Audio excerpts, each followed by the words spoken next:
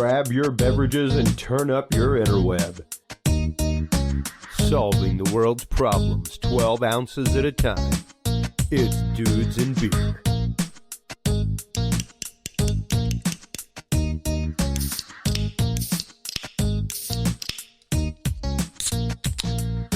Well, hello everybody, and welcome to episode 556 of the Dudes and Beer podcast. Chris Jordan, your host here.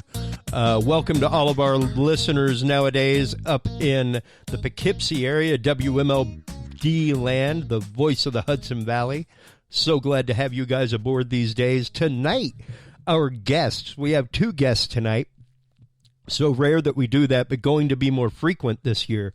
Our first guest will be JL Carpenter, defense attorney at JL Carpenter Law and Associates. We will be talking about the Fourth Amendment, your Fourth Amendment rights, how to protect them, how to keep them in mind every time you're stopped in your everyday life. We really don't think about our constitutional rights that much, but we really need to start to in this day and age. From there, we will launch off into a little bit more about the Fourth Amendment and the corporatocracy, things like that, with our good friend Daniel Roy Barron, author of Looking Glass Shattered, as well as write-in presidential candidate here in the Austin area for the 2020 elections. So bringing us into this show, a great little clip here that kind of describes the situation that we are talking about. License and registration. Officer, I know that... License and registration, please. It's the registration. You know how fast you were going? What? How fast you were going? 65. 63. Officer, isn't the speed limit 65? Yeah, it is. Where are you boys headed? Canada. We're going over the border to Canada for some french fries and gravy, sir. Poutine. Canada, huh? Almost made it. And, of course, that is the indomitable Broken Lizard with the great movie Super Troopers. But to make light of that situation a little bit before we start getting thick and heavy with it, welcome to the show, JL Carpenter with JL Carpenter and Associates, or JL Carpenter Law and Associates. So sorry. How are you doing, JL? I'm well, Chris. Thank you for having me. Absolutely. Welcome back to the show. I am so glad to have you on about this. I saw you on social media probably about a week ago post an article, a great article about the Fourth Amendment. And I was like, I don't have you on nearly enough to just talk about things like this, to talk about our constitutional rights on a daily basis, how to protect them, how to know them, how do we take care of ourselves in this digital day and age, as well as this technological day and age of law enforcement. We hear so much like the horror stories that happened to the good ladies that were pulled over in Galveston a couple years ago. Things like that. How often do you hear a situation like the sound clip that just brought us into this show? Well, I'll tell you, part of the reason that I blog or write about these subjects is because I get the same questions in my office on a regular basis. I practice criminal defense. I've been practicing law in Texas since 2000.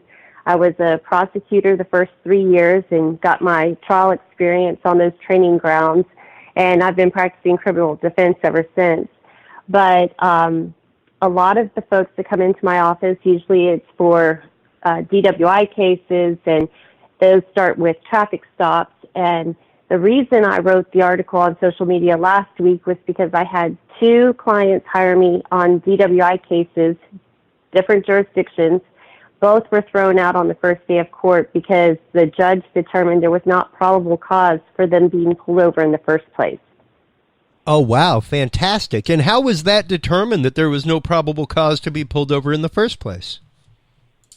When one of the clients came to me, he had never been in trouble a day in his life, and he was at a bar with some friends. He decided to move his truck from a dark area of the parking lot around to a well-lit area so that he could leave it there and take an Uber for the rest of the events for the night. Oh, and responsible. So a passenger, yeah, it was.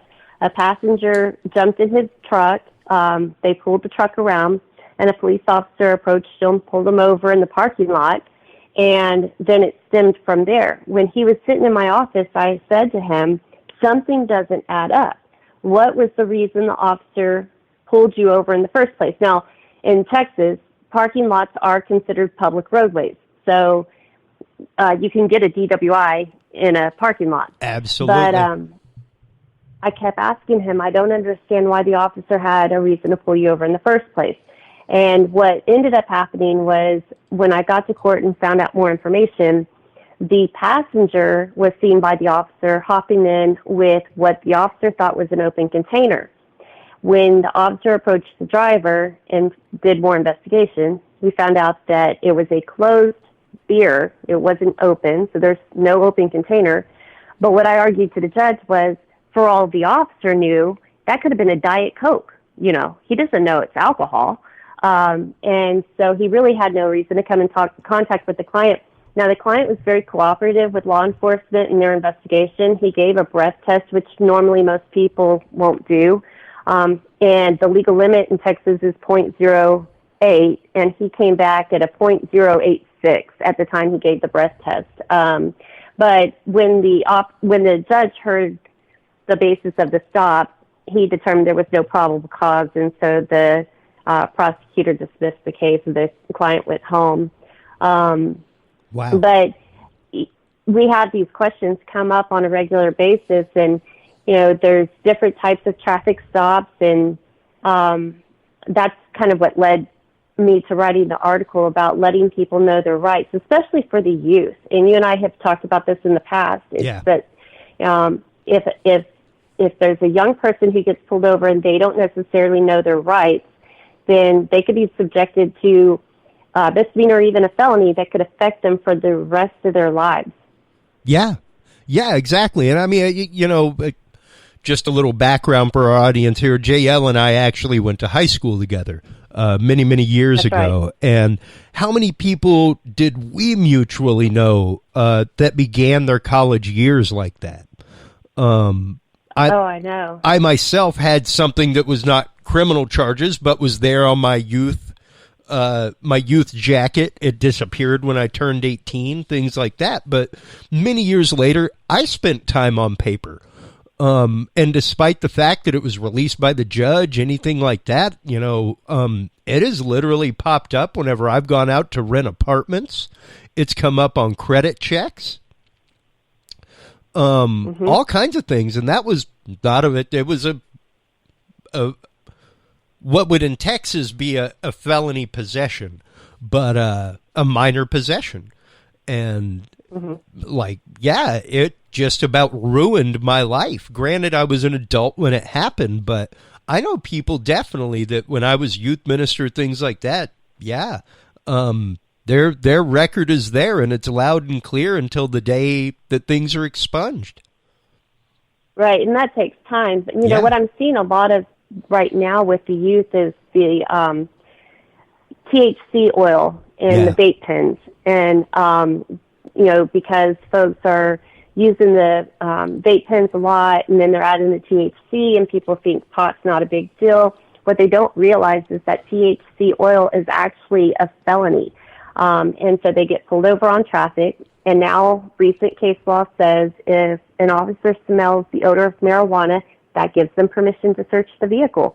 And so I'm getting a lot of folks that are getting charged with possession of THC oil, and it's a felony. And when they realize that, you know, they're just freaking out because they see their future flash before their eyes. Their parents are concerned. But also, you and I had discussed previously about the new laws regarding cannabis and hemp, the hemp laws. Yep. And so with that, like Harris County in Houston, they no longer are actively pursuing prosecution on less than 4 ounces of marijuana because hemp is legal and up to 3% THC. And right now our labs don't have a way to determine the percentage of THC in pot. So if it's a small amount, if we were to take that to a jury trial, they would have a very difficult time proving beyond a reasonable doubt that what they are saying is pot is actually legal.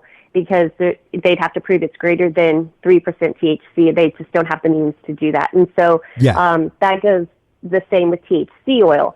So now a lot of offices are backing off on prosecuting these THC cases.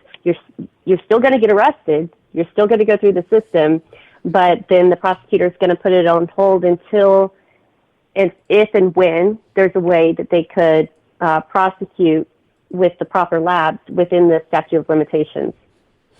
Yeah, and it's just the rapid succession of the laws that have happened. And don't get me wrong, I am an advocate of these laws. The more of these laws we have that are decriminalizing things like this, the no offense, JL, but hopefully the less need for good folks like you that we have. Not that we want to work you out of a job.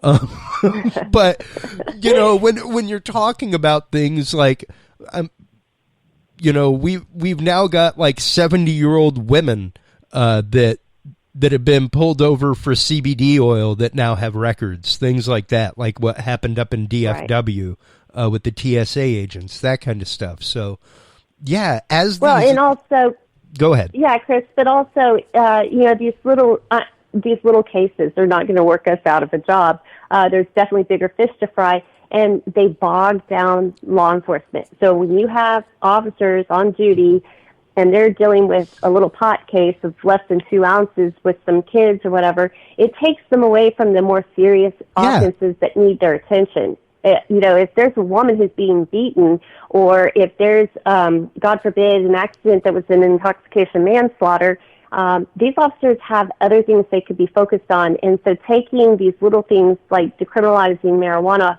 off their plate opens them up to be more protective for citizens who really need their help. Yeah, and I mean, I having lived in Austin with Art Acevedo as the police chief here, having him move to Houston and that really be the first thing he did, I think was a great move to unburden a lot of the court system in Houston. And I'm glad to see a lot of other cities following suit, but it is interesting to see like where Austin City Council just passed a referendum saying like we're decriminalizing marijuana, but the police force said, nope, we're still arresting people. And it's interesting just to kind of see that battle be played out. But this battle is literally lived out on the streets every day between average Americans who do not know how to protect their rights and police officers who, are in the right doing their job, but in the same way doing something that is not necessarily right frequently.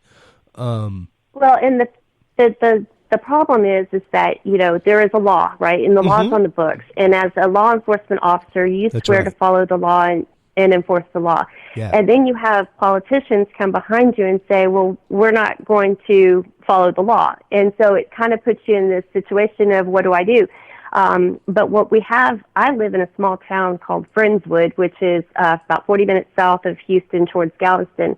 Friendswood is in 2 different counties. So half of the city is on the Harris County side and half of the city is on the Galveston County side.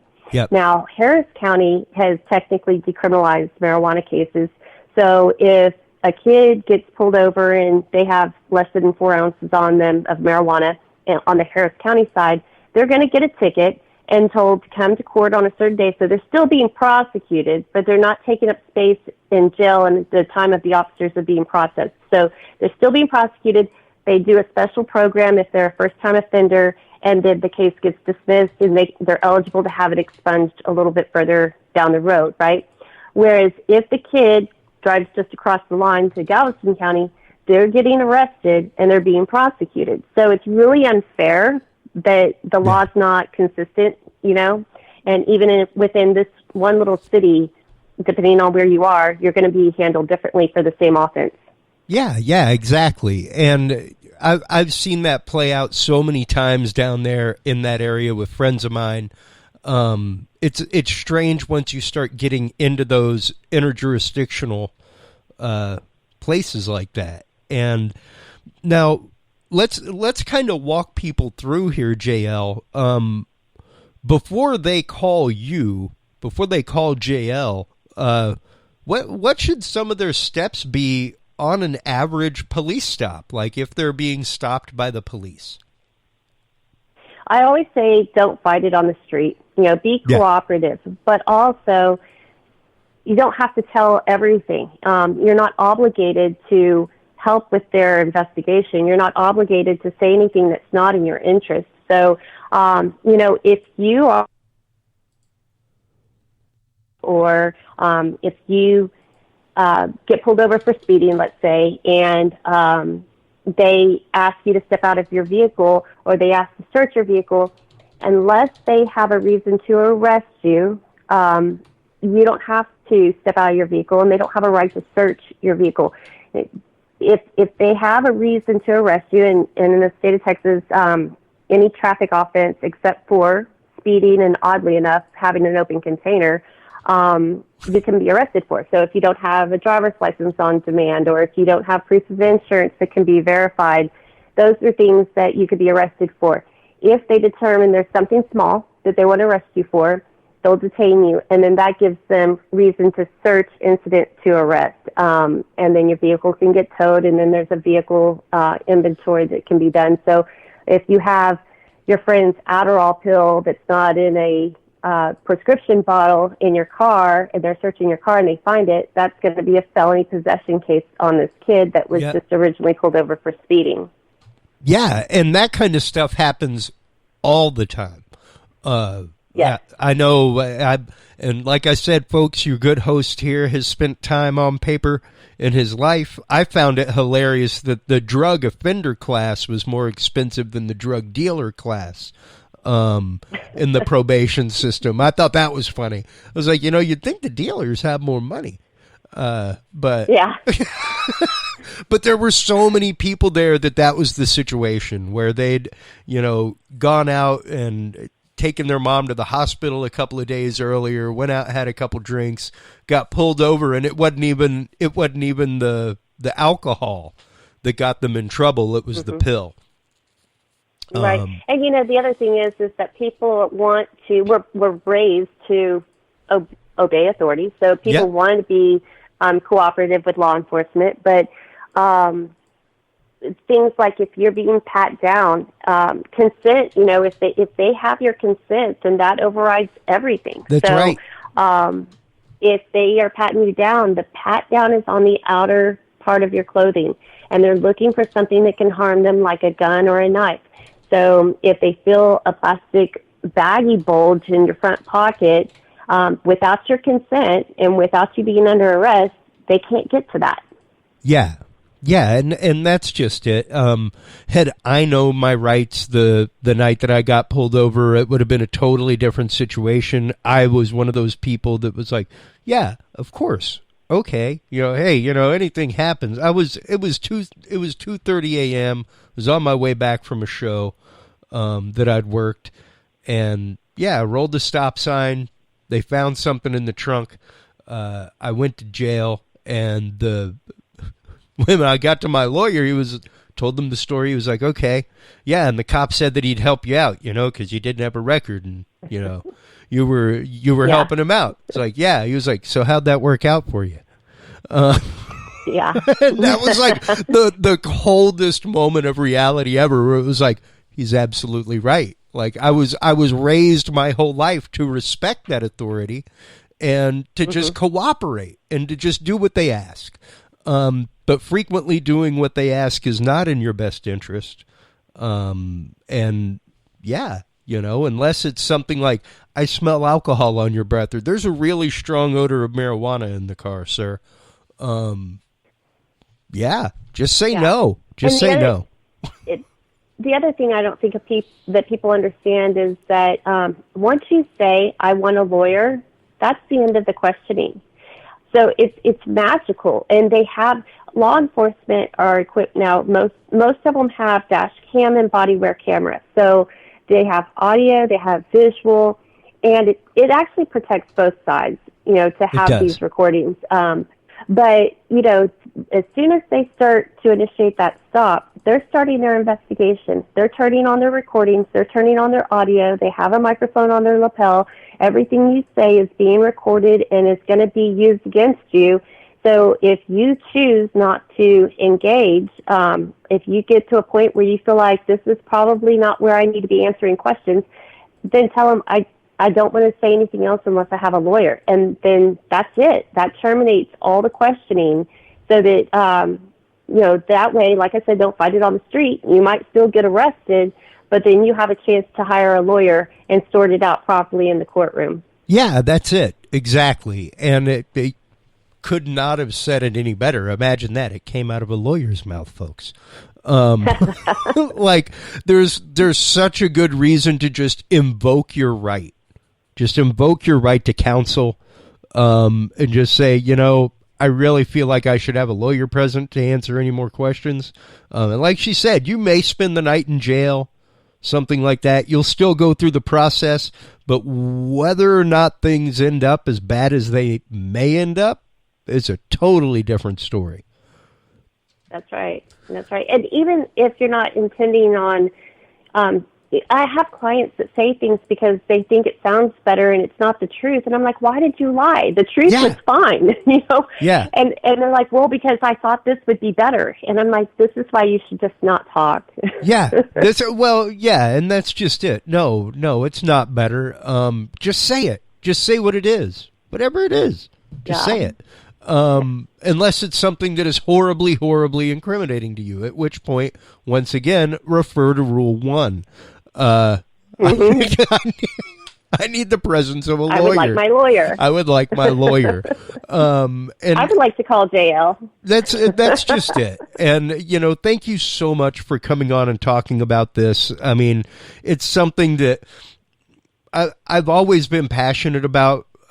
Having worked with youth, I was you remember, I was a pretty low key kid. I didn't really get into a whole lot. I wasn't at a lot of the parties, things like that in high school, a few of them in college, but man, I saw people go down roads. I knew friends that things happened to.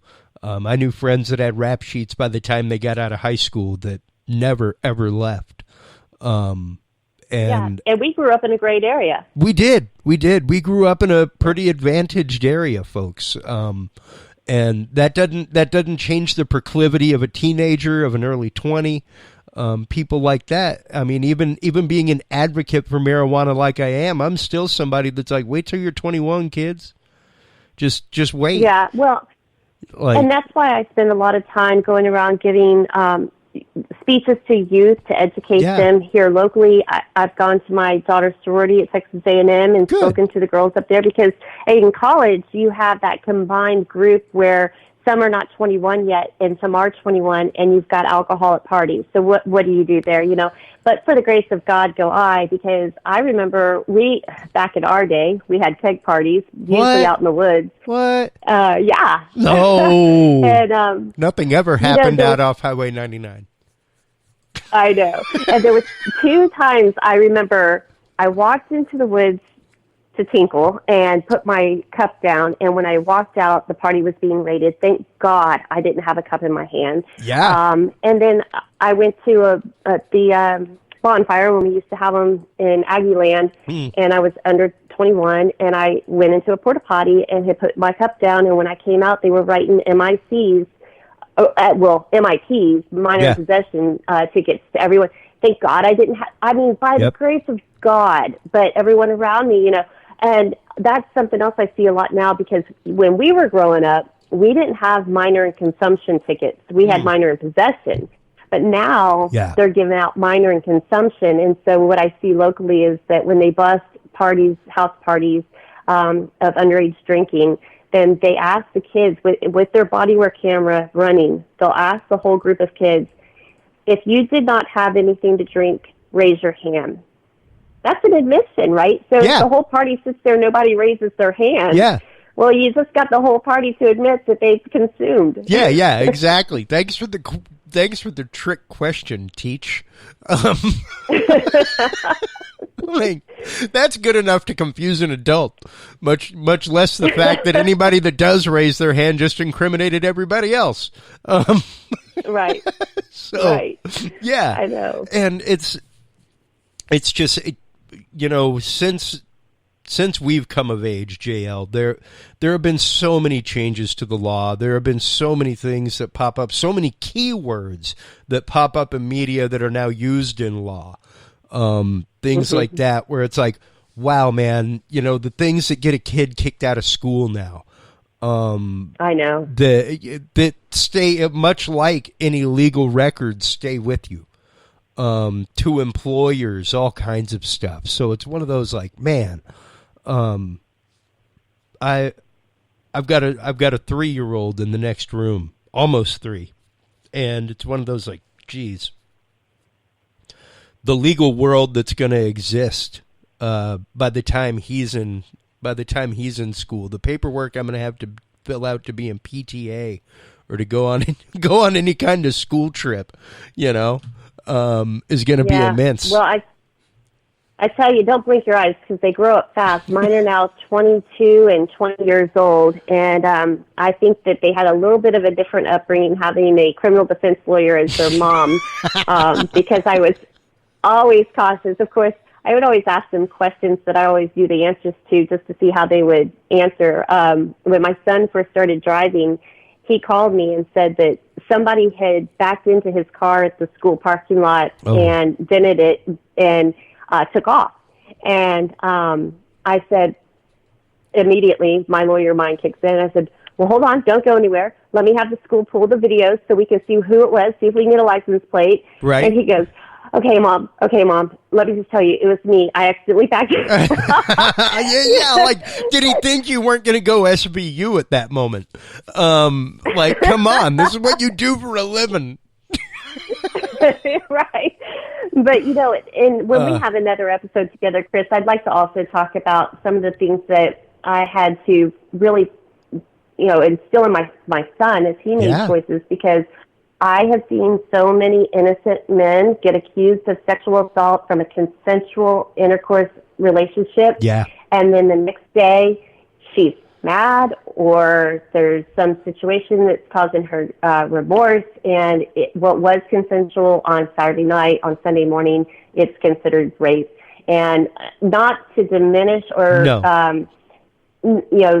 true victims, because I do advocate for victims to have a voice and come forward. Absolutely. But I see so many false allegations that can ruin a young man's life. And so when we have more time, we can talk about that on your next show. No, absolutely. Let's please do have you back on. Like I said previously and recently, I would love to start having you on regularly, especially now that you're doing the vlog, stuff like that. I would love to feature those on our website just to get you some more traffic on them.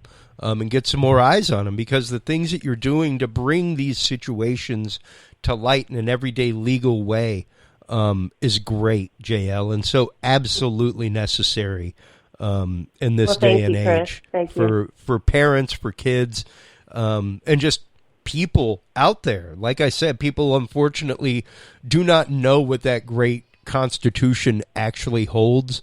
We hear a few things thrown around in the news, things like that, but if you go, everybody, to dudesandbeer.com/knowledge vault and then go to constitutional and civil rights, you can see the entire document. It's all of 21 pages, pretty big type.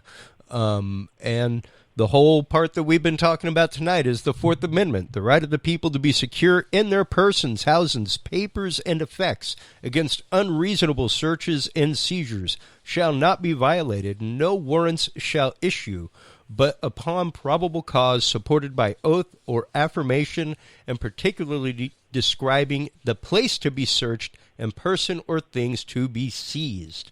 That's your rights by the Constitution right there. And if anything might go against that, call JL. Invoke your right you. to counsel. Invoke your right to counsel, people. That is what it is there for. Protect yourself because they are not out there to protect you. That's really the only way I can put it. Like, they're out there to protect you, but they are not there to, like, protect your constitutional rights in that way. If you do something to incriminate yourself, they will absolutely take advantage of it. So, yeah, they have a job to do, and they're building a case. So that's right. You have the choice of invoking your rights and knowing your rights and your constitutional rights, or aiding them in building a case against you. Yep. So I'm a big proponent of keep your mouth shut and ask for a lawyer. I am so entirely glad to have your phone number on my phone, JL, for that exact reason. Because, yeah, like, I've been up against it in life. And, like you were saying, having a son, being a defense lawyer gets you out of a lot. Fortunately, 20 years of rock and roll, I don't think my son's going to get away with a whole lot. I've pretty much heard it and seen it all when it comes to those behaviors. So, yeah, sorry, kid. But thank you so much for taking the time to be on air with us tonight, JL. Tell everybody where they can go to find out more about you, where they can go to find these great videos that you're putting out and the awesome blog articles that you're doing as well. Thanks, Chris. My website is www.jlcarpenterlaw.com. I'm also on Facebook, Law Office of JL Carpenter. The blogs are posted on both, and I really appreciate you having me on your show. Always. Anytime you see something like that in the news or something that you want to do an episode and get the word out about JL, you just let me know. You are always welcome on this show. You got it, Chris. Your input is so fantastic, so real and down to earth, and without legalese. That's what I love about it. You're one of the few lawyers that I've ever had on that has not just filled the airwaves with nothing but legalese. You really do break it down to a common view, and that is seen and told all day long in the reviews that you go and read online about JL and her law firm, JL Carpenter Law and Associates. So thank you very much for being a part of the program tonight, JL. We look forward to having you on again soon. Thanks, Chris. Absolutely. We'll talk to you soon, JL. Now, kind of switching gears here, folks. Same topic, same thing, speaking of constitutional rights, stuff like that. We are going to actively be talking to, I almost hit block. I don't want to do that. Here we go. We're going to be talking to Daniel Roy Barron. He is an independent write-in candidate for president out of the Austin, Texas area.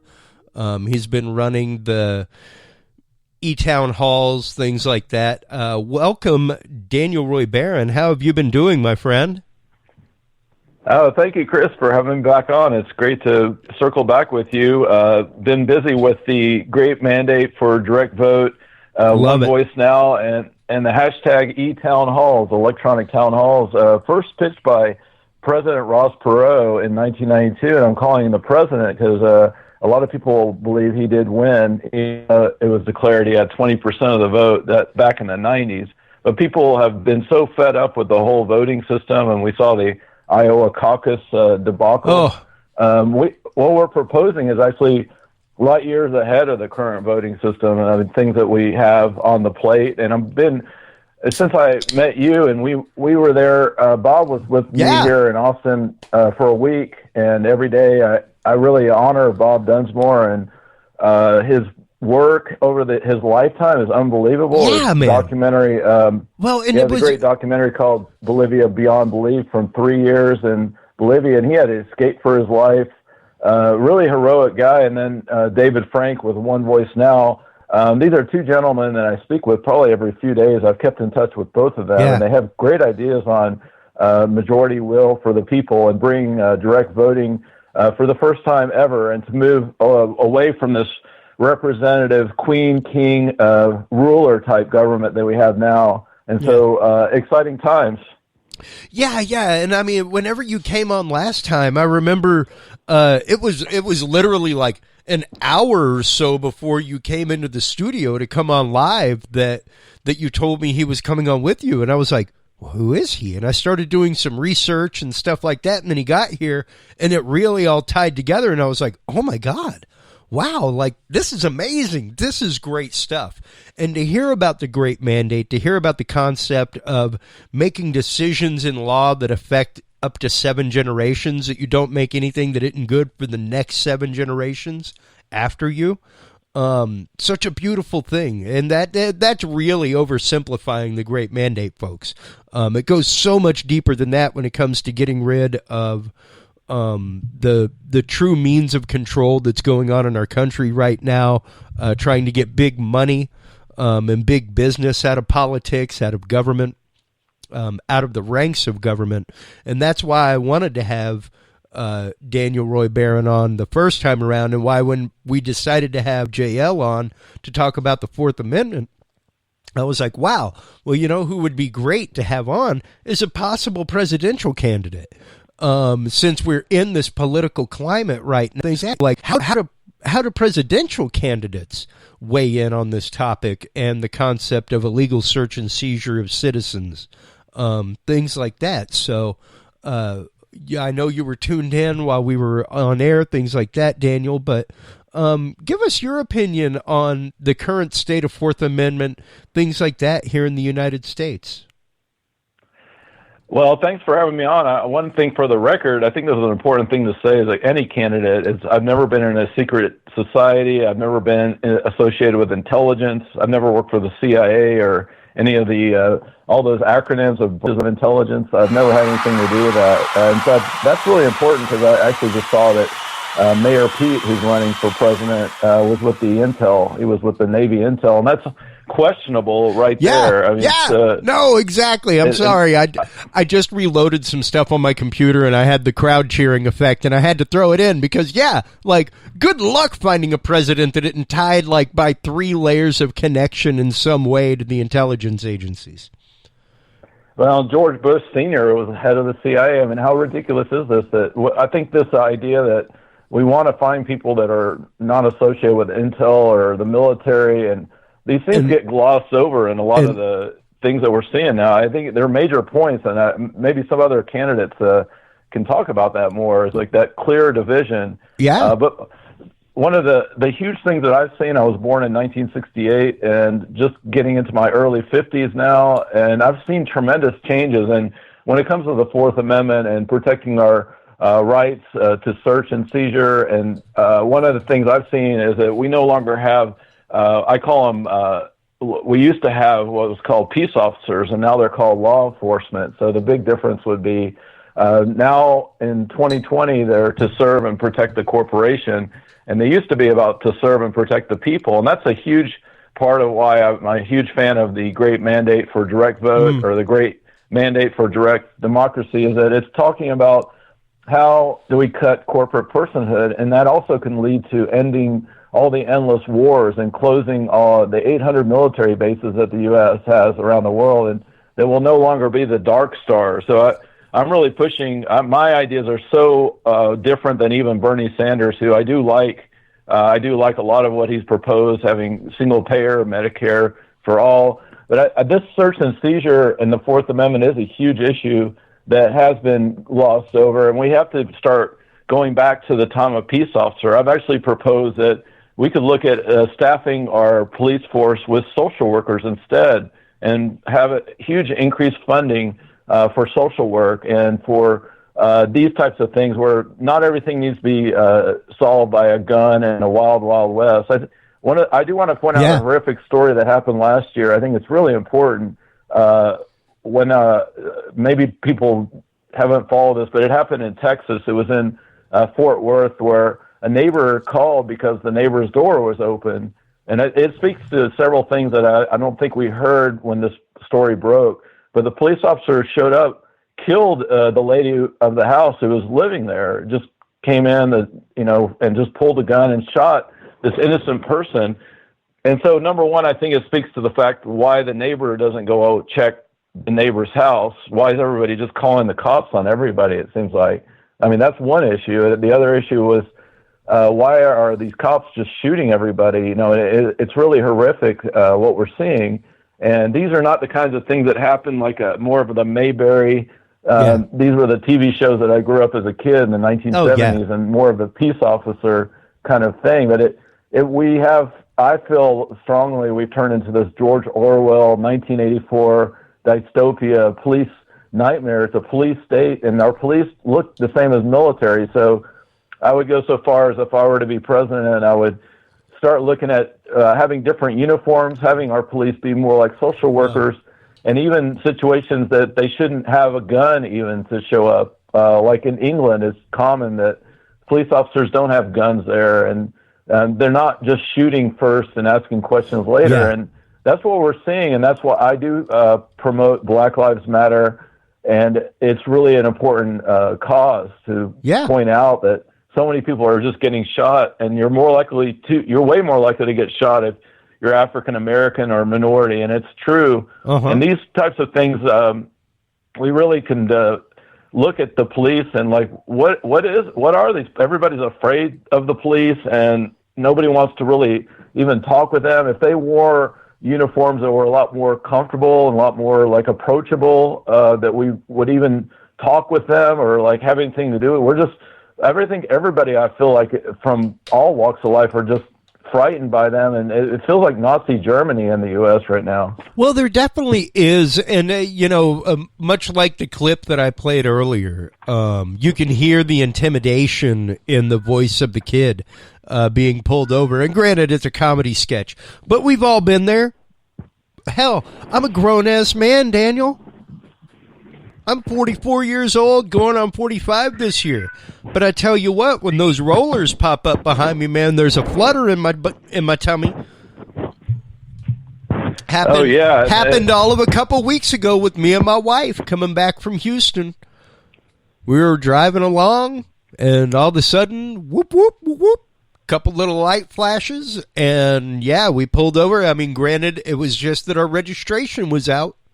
And because of paying a toll fine, things like that, it was delayed, but all good, not a problem. But that leads right down the hole. That is the open opportunity at that point for the officer to say, I smell alcohol in the car, I smell reefer in the car, anything like that. And that's the time when you need to have somebody like JL literally on speed dial, folks. At the very least, because if there's one number, like, they may confiscate your phone, but you know what they can't do? Keep you from counsel. So the least that they can do and that they have to do is give you that lawyer's phone number from your phone. So always keep a defense lawyer's phone number on your phone. Doesn't matter if it's like, the 1-800 get me out of jail phone number. I don't care. Feel free to invoke your constitutional right. And like she said, these guys, and like you said, they're called law enforcement officers. They have a job to do. Their job is to enforce the law. Unfortunately, their job is to enforce the letter of the law, not the spirit of the law, not the intent of the law, not their interpretation of the law. That leads down some rough and rapid roads, man. And to know that there is a presidential candidate like you out there that has been through these roads, Daniel, that has seen this kind of stuff happen. Like, that was the one thing that I said about Baro. Not to get horribly political here on the show real quick, because we talk politics, but we don't really get political, if you know what I mean.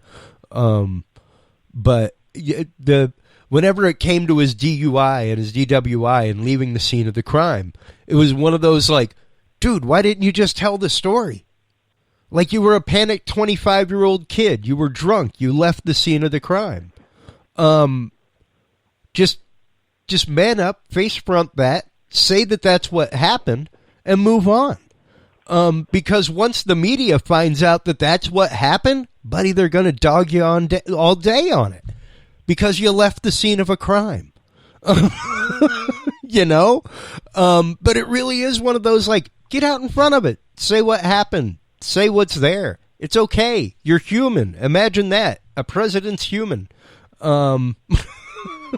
Like, it's hilarious to me. But what also comes with human is that corruption, is that other side of it. And that's where we start getting into the crazy things, like what's in the post for this episode, the promo post, the 100-mile zone, that the Indy that oh my Lord, it just left my head. That the ACLU reported back in 2012, things like that, where within 100 miles of any border, land, or sea or port of entry, you have no availability of your Fourth Amendment right. You do not have availability to no search or seizure. And when you look at the map, like almost 2 out of 3 people live within that 100-mile zone. So you're talking about 2 out of 3 people controversially being stripped of their Fourth Amendment right with things like that. And when you start talking about things like the NDAA, the Patriot Act, that kind of stuff, it just really starts digging the heels in deeper. And yeah, it rabbit holes rapidly, Daniel. Oh, yeah. I try to point out, if I were to be president, I would abolish the Patriot Act and abolish the NDAA, because there's so many things like that that are keeping back our civil liberties, our human rights. And I celebrate and salute the ACLU and all the great job that they're doing. They have actually freed, recently I talked with some of the lead over there, and they said they freed like 300 people from these cages, these horrible, that ICE. And I would look to abolish ICE as well. We have so many things that this country is supposed to be about, the Statue of Liberty and freedom and welcoming. And we've really turned away from that. And unfortunately, these police departments also are just passing stricter and stricter laws so they can throw more people behind bars and make more money. And this, even the bail system, there's a lot of bail reform going on, and we definitely do have the Jim Crow laws in the South, where if again, Black Lives Matter. If you're a minority or African American, way more likely that the prison will be your future. And so many families are being raised with mothers or single families that these Jim Crow laws are still in effect, and the prison is just the same as what it was before African Americans were given the right.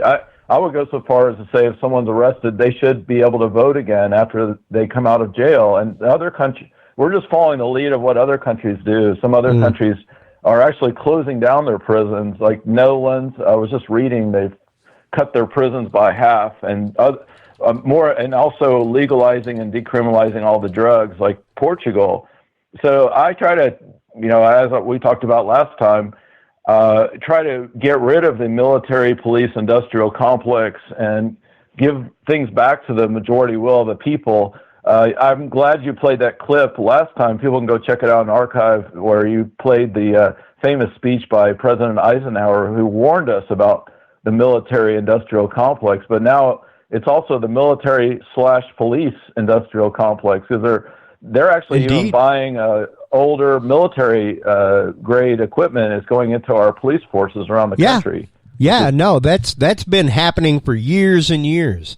That they've been getting discounts on equipment for their SWAT teams, all kinds of stuff, and we're talking like street grade tanks, stuff like that. It's definitely started going down a wild rabbit hole when it comes to the militarization and tactilization of your local police department. And, unfortunately the case is, most of the time, like JL said, they are building their case from day one, from minute one, not even day one, minute one. From the minute that they pulled you over, they have started collecting evidence. to support their case, whatever the narrative may be, come the end of that stop. So all you can do is try to protect yourself from the beginning. And very, very much the same way politically. All you can try to do is curtail that and protect yourself from the beginning. Know your candidates. Know what they stand for. Stand for something yourself. And if your candidate doesn't stand for it, don't stand for it. Don't vote that person into office. For the next few minutes, Daniel, we've got about 5 more minutes before we have to say goodbye to our WMLD audience, and we can continue on for our internet audience. But if you like, tell our audience a little bit about what it was that made you want to become a presidential candidate to begin with. Well, people can research it. I ran in 2016 as a write-in, and I did get some write-in votes, which I'm proud of. People would write my name in. I've been an activist, Unitarian Universalist most of my life, and really trying to. I'm an author. I wrote the book Looking Glass Shattered. I just recently changed the subtitle. It's Looking Glass Shattered, Cubicle Commando to Real Democracy Leader, and really wanting to. In my own life, I think every activist that you talk with, if they're trying to be president or if they want to be active in any area, it comes from their own internal life. I've had my challenges, and I go into greater details in my book. It's on Amazon, and it's just like going down this rabbit hole, the Alice in Wonderland, how to shatter the looking glass. Like, how much ego should we have? What about the Matrix?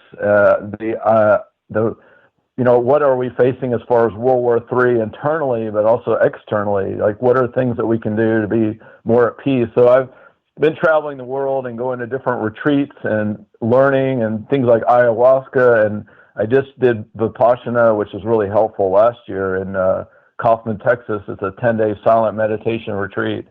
So I try to come up with, just after years and years of interviewing people, being a talk show host since 2014, hashtag eTown Halls is the talk show that I've been doing.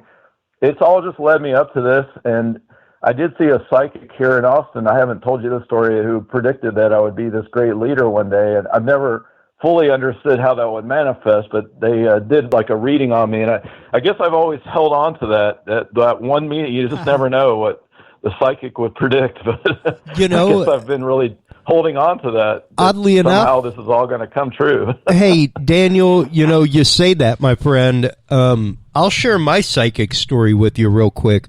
A very good friend of mine, Kenny, will be his name right now. His name is actually Kenny, but that's all you're getting, folks. I will not use his name without permission. Called me up one day, out of the blue. Now, I used to run sound with Kenny, Daniel, all right?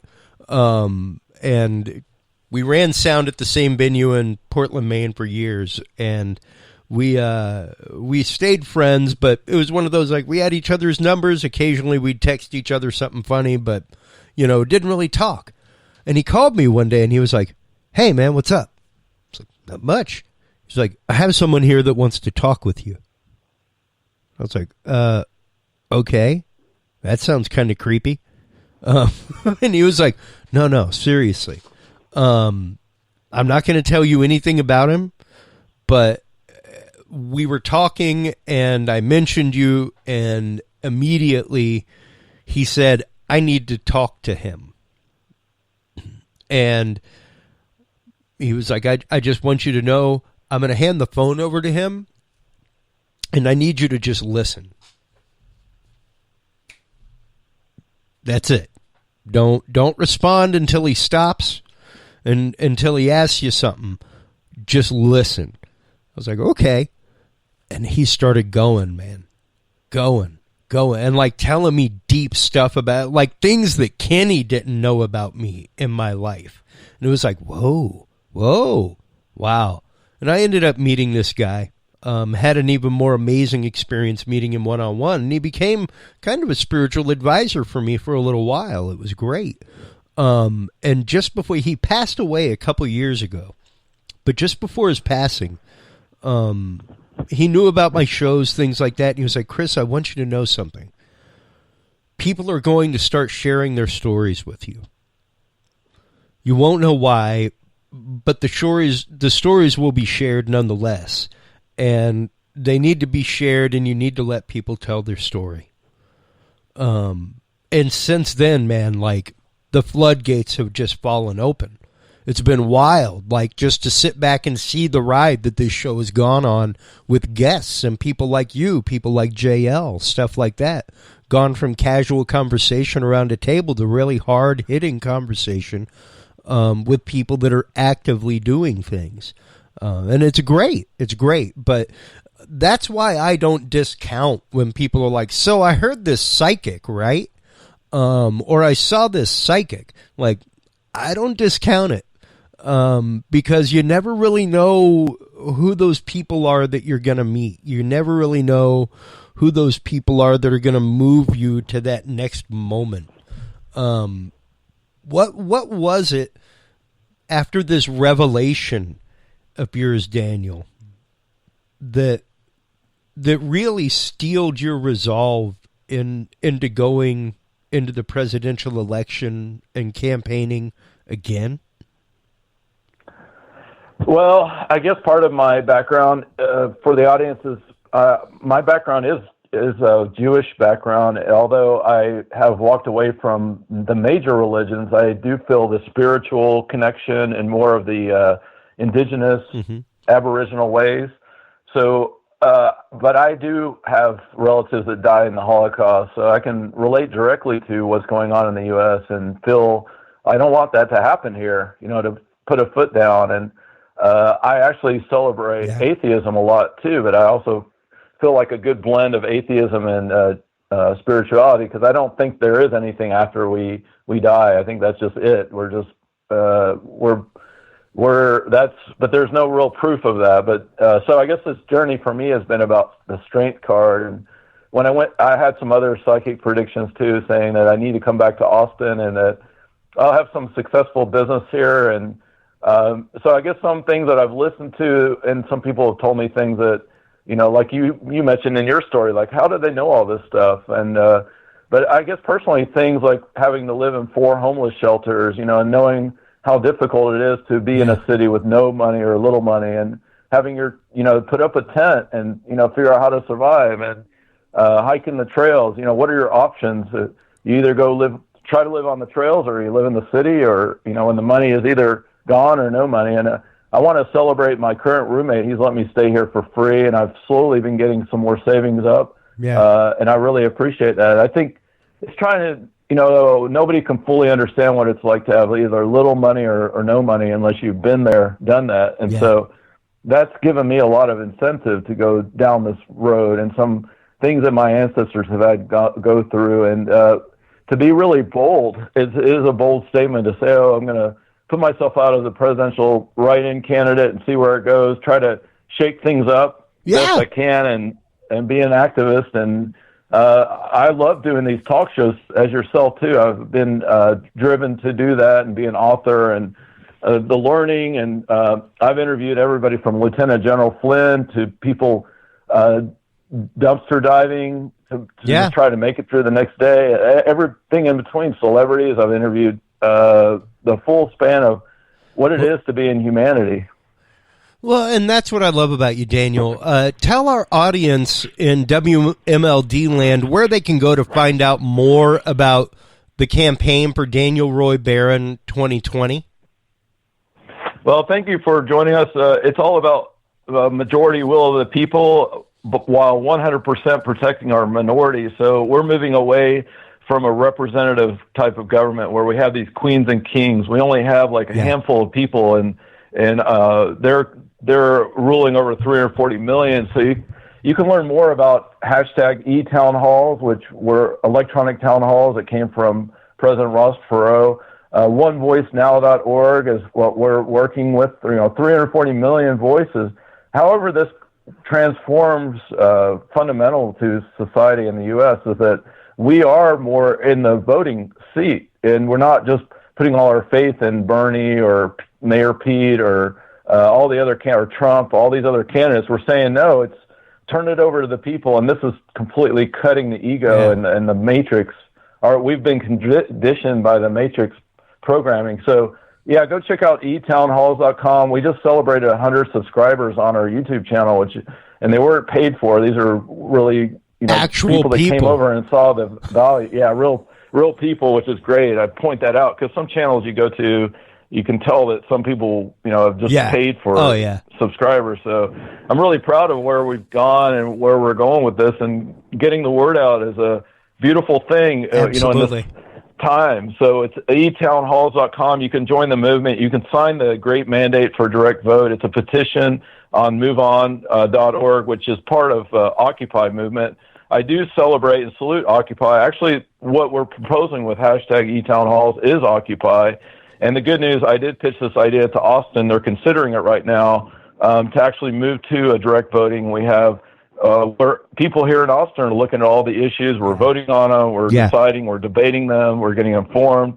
And people like yourself, Chris, and other talk show hosts can really shine. And this is an opportunity where it could be a paid opportunity where your job is to look at how do we help people who are unhoused? How do we help the code, the gentrification of Austin or not? Or what direction does Austin want to take? Not just by 10 city council, one mayor. I've even called for recall of Mayor Adler, and I put myself presidential, but also the idea that we'll see where that goes. But also recalling the mayor, and that I would be the mayor, but I would promise to fire myself in 1 year, and that by that 1 year, that would only take me 1 year to get direct voting in Austin, for example, and then 1 million people's voices instead of 10 city council and one mayor. That 11 people are ruling over 1 million people here in Austin. So that's one example of let's move to this direct voting, majority will of the people, while always 100% remembering we've got to protect minorities. And we can move past any of the arguments against direct voting and democracy and giving people a say. We've got great processes. We've got great quality assurance, which is also my background of 20 years. And that's one of the main reasons why I even put myself out as a presidential candidate, is to add that we've got great quality ideas and processes.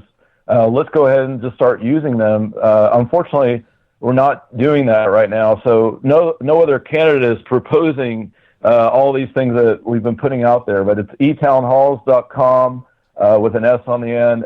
Daniel Roy Barron with one R. I'm on Twitter, Facebook, LinkedIn, Instagram, all LinkedIn, all those different sources, and the YouTube channel is hashtag #eTownHall. So thank you so much. Hey, absolutely.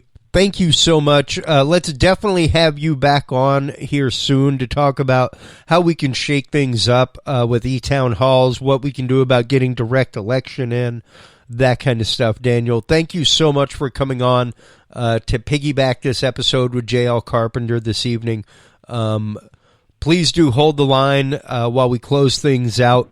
While you're online, checking out everything for #eTownHalls and Great Mandate and Daniel Roy Barron and his campaign for 2020 write-in presidential election candidate.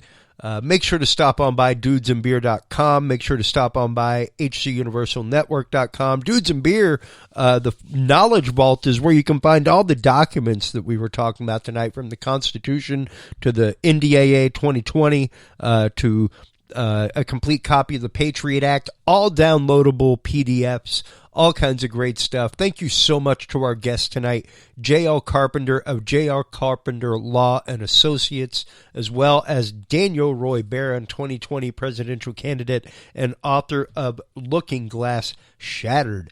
Until next time, everybody, take care of yourselves, take care of each other. If you can't be good at it. That's really about it. Take care, man. We'll talk to you soon. Bye-bye.